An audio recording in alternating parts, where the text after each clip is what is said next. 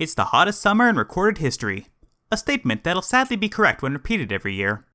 The summer 2023 update is now live, so let's get summarizing.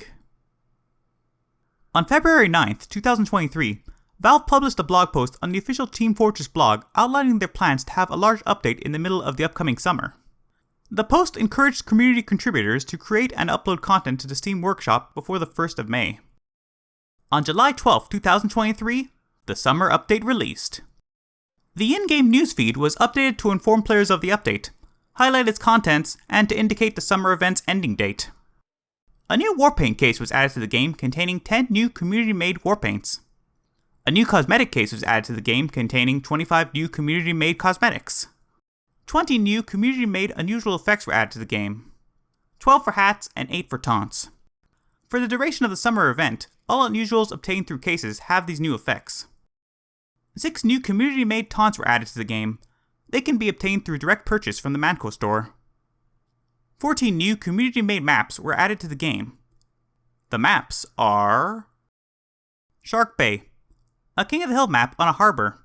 It has signs that automatically update every time someone gets eaten by a shark. Rotunda, a King of the Hill map in a train maintenance facility. It's in a state of horrible disrepair. Phoenix, a single-stage payload map set in a rocky canyon area. At the end of the payload track, the cart demolishes a bridge.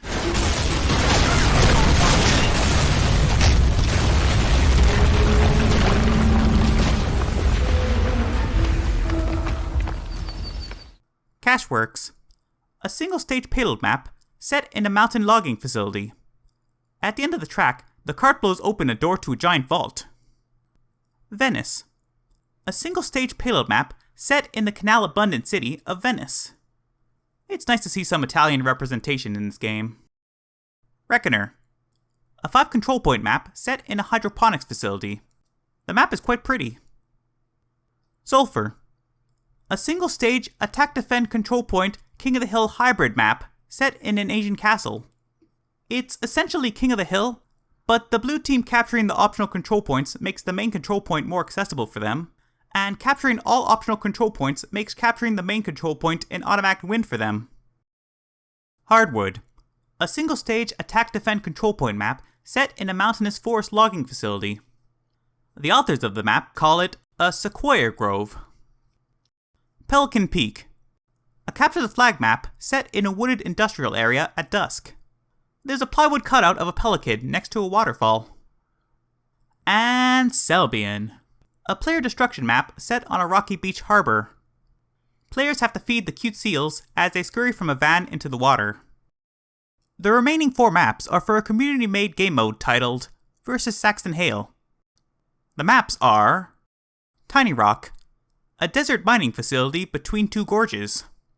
The splotch of white paint in this hidden room is probably a subtle dirty joke. Distillery, an alcohol distillery in a forest. Hale's entrance animation looks really cool.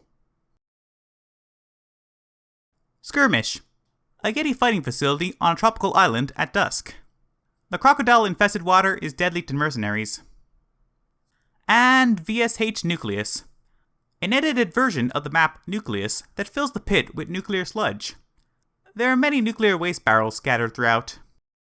The way the VSH Saxton Hale game mode works is, each round, a player is selected to play as Saxton Hale. Every other player on the server is automatically assigned to the other team. The 2 teams fight. The mercenary team is given the ability to scale walls by hitting them with their melee weapons. They also have a few minor tweaks to weapon balance specific to this mode. The Saxton Hale player is given a massive health pool and an assortment of unique abilities. He can double jump very high, and his punches can hit multiple close-by targets at once. He also has the ability to charge forward and ground pound. These 2 abilities have to recharge after being used.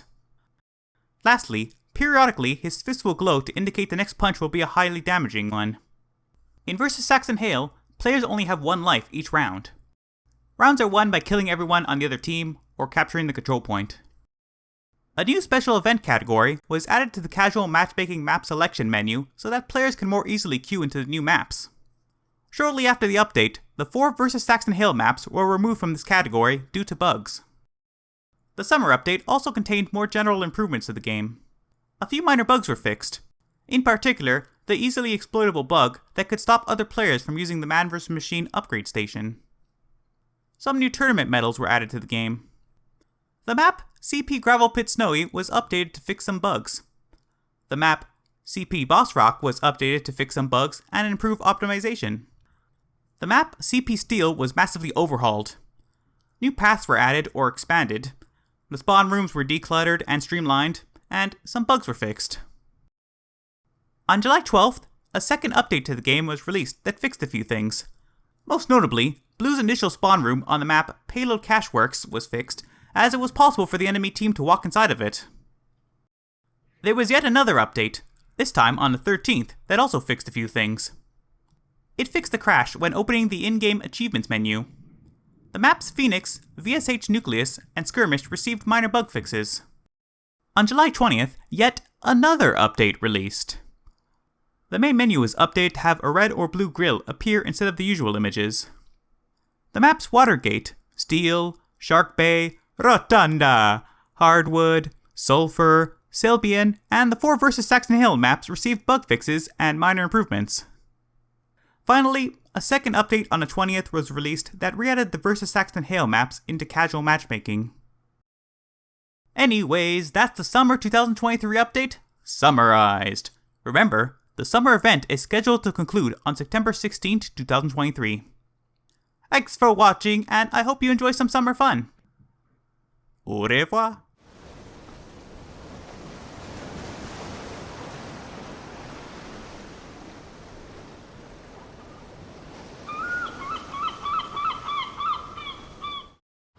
Rotunda!